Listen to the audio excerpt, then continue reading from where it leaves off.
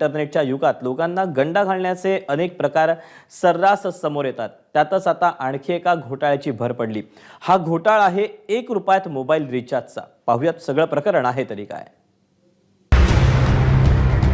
1 रुपयात 4000चं recharge successful, पण तरुण कर्जबाजारी, ॲपची ऑफर, फसवणुकीचा ट्रॅप।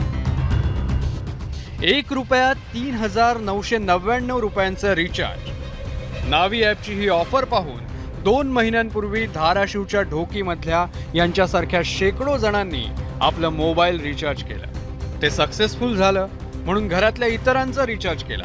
मित्रमंडळी आणि नातेवाईकांनीही 1 रुपयात रिचार्जचं सुख अनुभवलं। पण 2 महिन्यानंतर जो मेसेज आला तो पाहून या सगळ्यांच्या तोंडचं पाणीच पळालं।